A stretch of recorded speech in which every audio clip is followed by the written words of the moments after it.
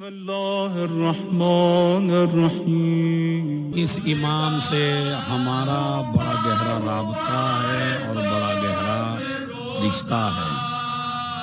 ہر نماز کے بعد ہم جہاں حسین ابن علی کی زیارت کرتے ہیں وہیں پہ ہم 8ویں امام کی زیارت بھی پڑھتے ہیں، اور اس کے جو الفاظ ہم اپنی زبان سے ادا کرتے ہیں وہ پہلا لفظ ہے السلام علیکہ یا غریب القرآن۔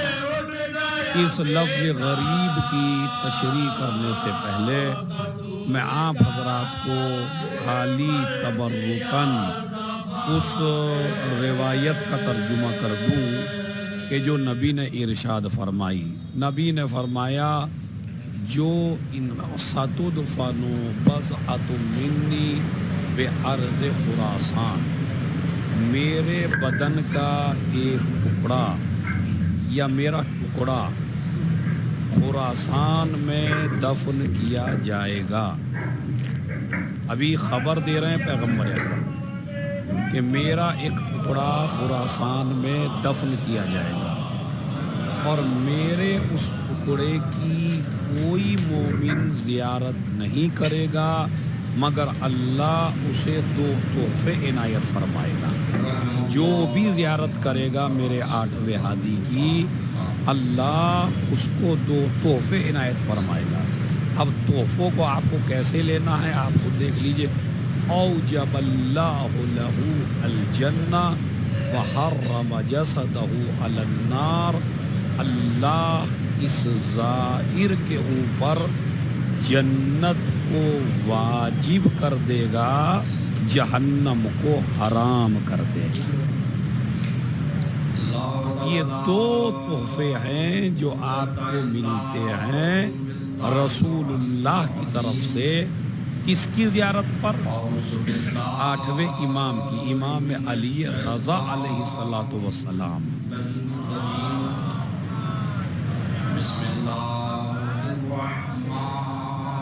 ان کی زیارت پر یہ 2 تحفے ہیں۔ پھر دوسری حدیث وہ بھی موجود ہے مفاتیح الجنان میں، اس میں ارشاد ہوتا ہے ستدفن بضعۃ منی بخراسان، میرا ایک بیٹا، میرا ایک ٹکڑا خراسان میں دفن کیا جائے گا، اور کوئی بھی انسان اس کی زیارت نہیں کرے گا مگر یہ کہ اللہ اس کی پریشانیوں کو دور کرے گا اور اللہ اسے گناہوں سے پاک کر دے گا۔ اب کتنے تحفے ہو گئے امام کی زیارت کے؟ 4۔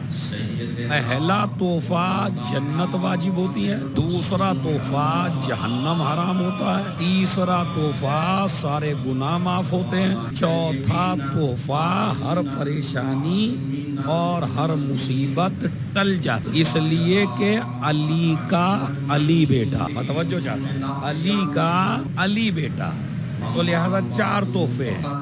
بلکہ خود ارشاد ابلغ شیعتی، راوی سے کہا ابلغ شیعتی ان زیارتی تعدل عند اللہ 1000 حج، جا کے خبر دے دو میرے چاہنے والوں کو کہ میری زیارت کا ثواب 1000 حج کے برابر، کہیں ہے 70 حجاں، 70 حج کے برابر۔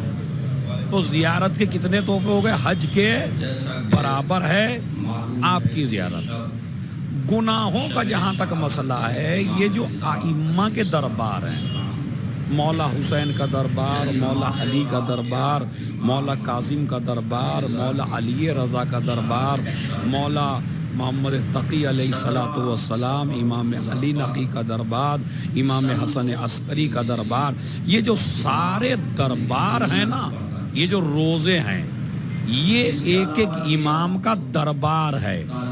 خالی آپ کو ایمان کے ساتھ جانا ہے کریم کی اولاد ہیں, کیا کیا نہ ملے گا. سلامات بھیجے محمد اور آل محمد. اب ایک جگہ اور میں روایت سنا دوں تاکہ یہ روایتیں مکمل ہو جائیں. خالی زیارت کے بارے میں ابھی میں بتا رہا ہوں کہ زیارت کی کتنی فضیلت ہے جو انسان ہمارے اس امام کی زیارت کرے. دوسری جگہ پھر فرمایا کہ جو انسان زیارت کرے 8ویں امام کی کتب اللہ لہو اجر 100,000 شہید. اور اتنی عربی تو ماشاءاللہ آتی ہے سب سے. کتب اللہ لہو 100,000 اجر 100,000 شہید. یعنی جو انسان علی رضا کی, امام رضا کی زیارت کو جائے, اللہ اس کے نامہ اعمال میں 1,00,000 شہیدوں کا اجر لکھتا.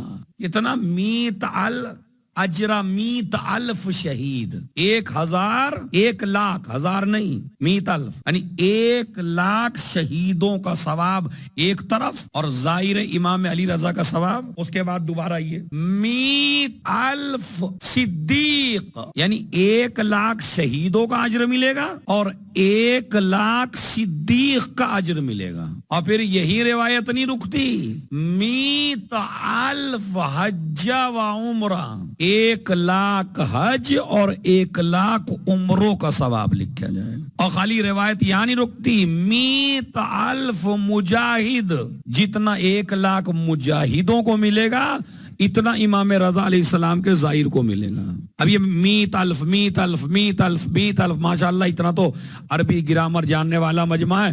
1,00,000 شہیدوں کا, 1,00,000 صدیقین کا, 1,00,000 مجاہدوں کا, 1,00,000 حج کا, 1,00,000 عمرے کا ثواب ملے گا اسے کہ جو زائر ہو ہمارے اس امام کا. ادھر 4 تحفے میں نے پہلے بیان کر دیے, ادھر خود پھر ایک حدیث اور سناتا ہوں. ذرا ایسی حدیث سناتا ہوں کہ آپ مگن ہو جائیں گے انشاءاللہ. صلوات پڑھے محمد اور آل محمد. اور آپ کو بھی اندازہ ہوگا کہ میں کتنی محنت کر کے آیا ہوں آپ کے لیے. یہ تحفے مل رہے ہیں آپ کو کس کے؟ زیارت امام علی رضا علیہ السلام کے. اس کے بعد آئیے پھر فرماتے ہیں, کیا فرمایا؟ قال موسی بن جعفر الکاظم علیہ السلام, ہمارے 7ویں امام نے فرمایا, من زارا قبر ولدی علی, جس نے میرے بیٹے علی کی زیارت کی, کان لہو عند اللہ 70 حج مبرورا, جس نے میرے بیٹے علی کی زیارت کی. ابھی روزہ بنا نہیں ہے, ابھی قبر تیار نہیں ہوئی ہے, ابھی بتا رہے ہیں کہ جس نے میرے بیٹے علی رضا کی قبر کی زیارت کی, اللہ اس کے نامہ اعمال میں 70 حج 70 حج لکھے گا. اچھا یہ ہم کو بڑا آسان سا لگ رہا ہے 70 حج. ذرا ایک حج کر کے جانا, ایک حج کرنے کے لیے جائیے آپ, کتنے لاکھ روپے لگیں گے یہاں سے شارجہ سے؟ ہے کوئی جس کو اندازہ ہو؟ میرے خیال میں انڈیا کے لحاظ سے 4-5 لاکھ, انڈیا میں 4-5 لاکھ لگتے ہیں, پاکستان میں 8-10 لگتے ہوں گے, اور یہاں پہ کتنا لگتا ہے جی؟ 40,000 درہم. تو وہی ہو گیا نا, 40,000 درہم کا مطلب ہے وہی ہو گیا 8-10 لاکھ. تو اتنے 5-6 لاکھ لگا لیجئے, ہے 22 لاکھ. اچھا چلیے 22 لاکھ روپے لگا کے آپ حج کرنے کے لیے گئے. ضروری نہیں ہے کہ حجر اسود کا بوسہ ملے, ضروری نہیں ہے کہ حجر اسود کا بوسہ ملے, ممکن نہیں ہو, کیا پتہ ملے کیا پتہ نہ ملے. اچھا اتنی محنت سے حج کیا, کیا گارنٹی ہے کہ قبول ہے؟ اس لیے کہ ضروری نہیں جو حج پہ گیا ہو وہ حاجی ہو, پاجی بھی ہو سکتا ہے, حاجی پاجی بھی ہو سکتا ہے. اب اگر آپ یہ کہیں کہ نہیں جناب جو حج پہ گیا ہر حج قبول ہے, تو ہمارے چوتھے امام جب حج پہ گئے, راوی نے کہا مولا بہت زیادہ مجمع ہے. مولا نے کہا نہیں حاجی تو کم ہی ہے.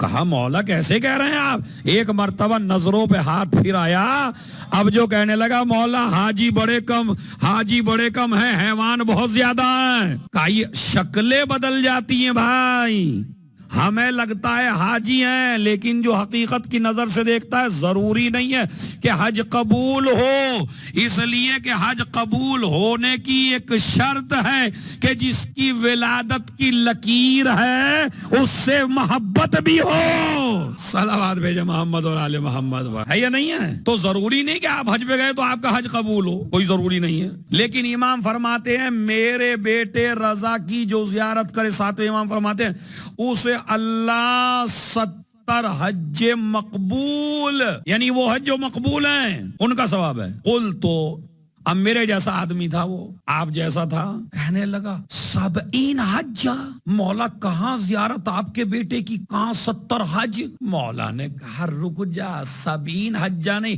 70,000 حج، 70,000 حج۔ اب وہ تو تعجب، اس کے تو 70 ہضم نہیں ہو رہا تھا بھائی، اس لیے کہ یہ جو ہمارا معدہ ہے یہ جلدی سے بہت سی چیزیں برداشت نہیں کرتا، اس لیے میں بھی منبر پہ بہت سنبھل کے پڑھ رہا ہوں کسی کے معدے میں پرابلم نہ ہو جائے، اس لیے کہ معصوم کی روایت کو ہضم کرنا، اسی لیے اب یہ اتنی روایت ہضم ہو رہی ہے، مطلب سب 70 حج کا 70 حج نہیں، اس کا مطلب اس کو 70 ہضم نہیں ہوئے، جبھی تو تعجب کر رہا، اور نے کہا 70 نہیں 70,000۔